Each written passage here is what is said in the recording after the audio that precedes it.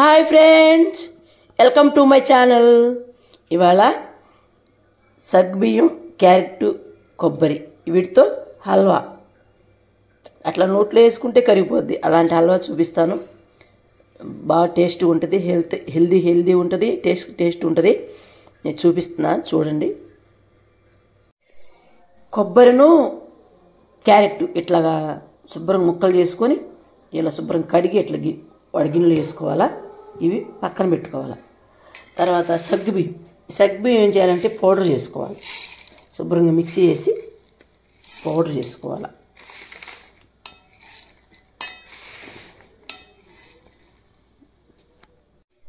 ఇలా పౌడర్ అయిందనమాట.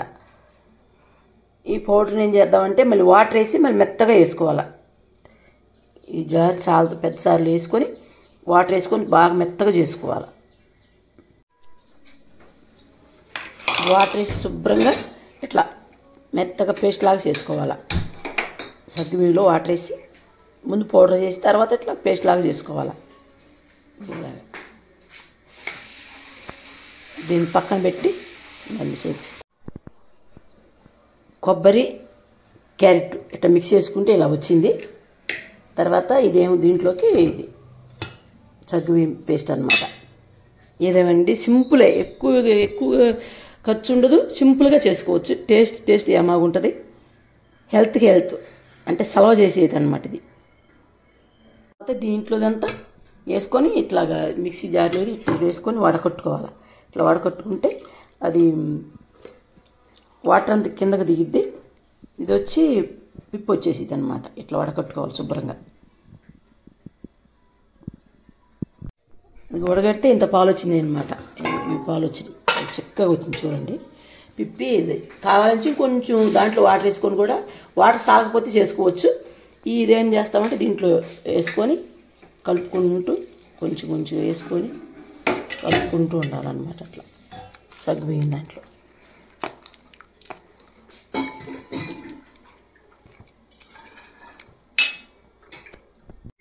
అది వేసి కలిపితే అది ఇలాగయింది.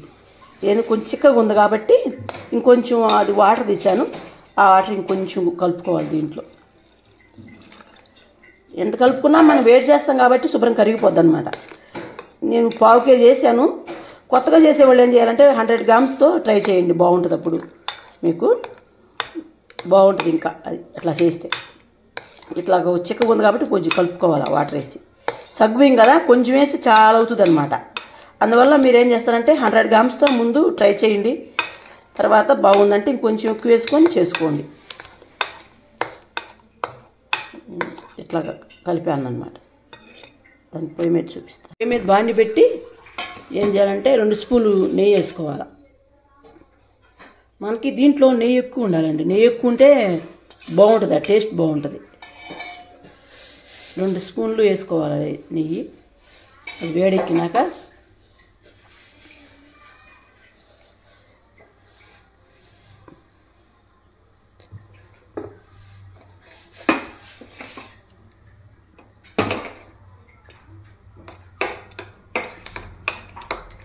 అది వేడెక్కింది కాబట్టి దీంట్లోకి వేసుకోవాలన్నమాట.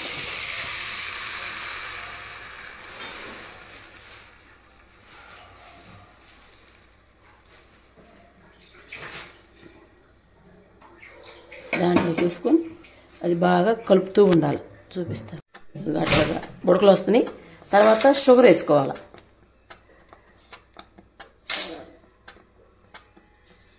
షుగర్ మన ఇష్టం, మనం ఎంత తినగలిగితే అంత వేసుకోవచ్చు. తీపిని బట్టి, మనం తినేదాన్ని బట్టి షుగర్ యాడ్ చేసుకుంటే, ఇది నేను వేసేది 1/2 kg కాబట్టి 1/2 kg సరిపోద్ది. షుగర్ సరిపోద్ది. చూడండి, శుభ్రంగా వేసినాక బాగా కలుపుకోవాలి. అట్లా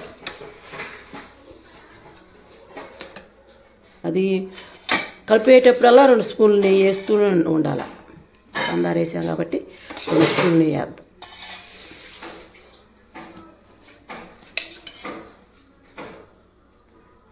మనం నెయ్యి అంత వేస్తే అంత బాగుంటుందండి టేస్ట్. నెక్స్ట్ కొబ్బరి పాలు కూడా ఉంది కాబట్టి చాలా ఇంకా టేస్ట్గా ఉంటుంది అన్నమాట. చూడండి బాగా అట్లాగా పొంగులు వస్తున్నాయి, ఇట్లాగ ఉంటుంది. పంచదార యాలకులు వేసి ఇట్లా దంచుకోవాలన్నమాట. బాగా మెత్తగా దంచుకోవాలి. దాంట్లో విడిగా అయితే పౌడర్ లాగా రాదు, నలగదని ఇట్లా పంచదార వేసాను. ఇట్లా శుభ్రంగా దంచాలండి మెత్తగా. వెనక మనం రోడ్లో దంచుకుంటాం కాబట్టి చేతుల్లో బాగా బలం ఉండేదండి, పట్టు ఉండేది.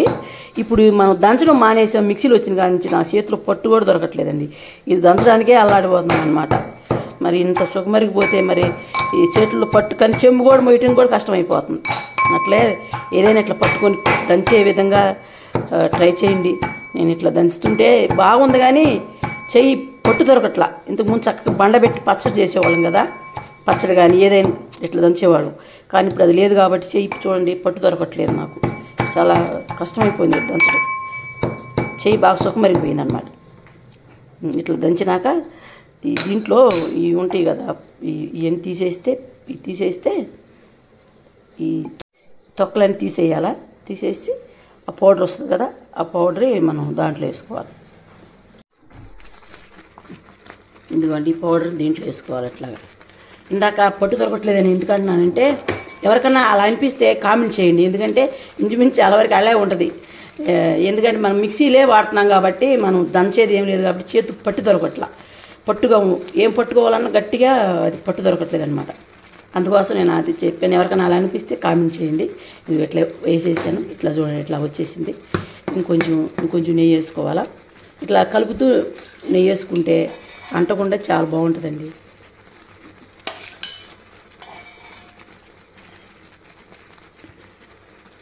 దగ్గరకు వచ్చింది, చూపిస్తాను.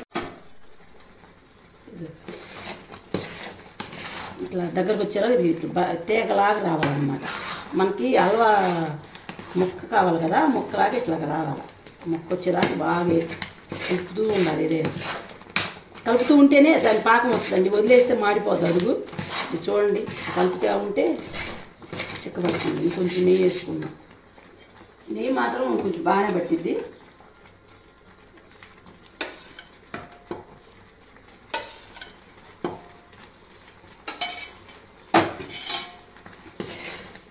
కలుపుకోండి.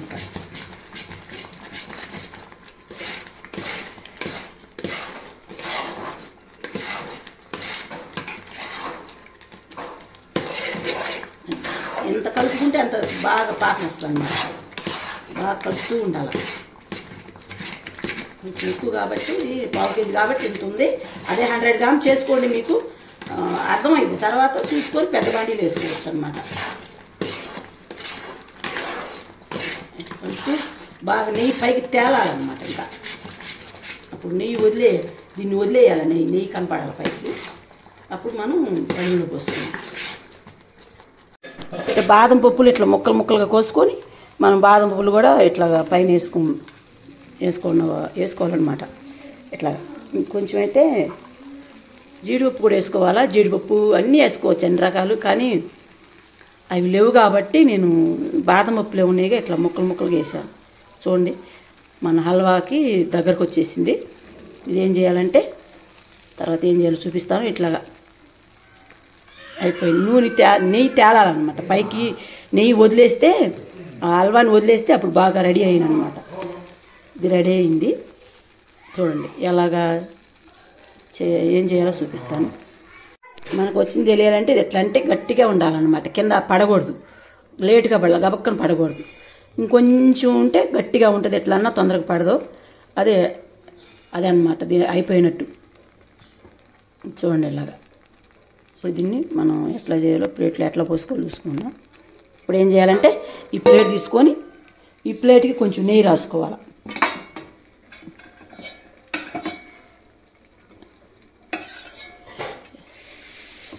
ప్లేట్ నెయ్యి రాసుకొని మొత్తం ఇట్లాగా ఎంత పూసుకోవాలన్నమాట. అడ్డంగా ఆంజీ అట్ట కాదు, ఇట్లా తీసుకొని ఇట్లా ప్లేట్లు పోసుకోవటమే. చూడండి,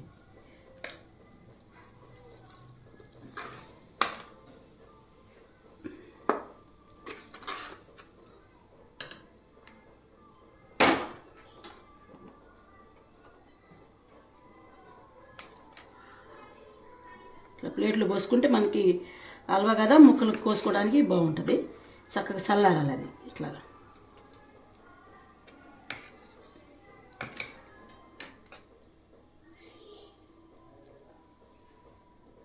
ఇట్లా చేసుకుంటే చాలా బాగుంటుందండి. ఆరినాక మీకు చూపిస్తాను ముక్కలు కొయ్యటం. ఏదేమైనా హెల్దీ టేస్ట్ బలానికి బలం అన్నమాట. అన్నీ ఉన్నాయి దీంట్లో.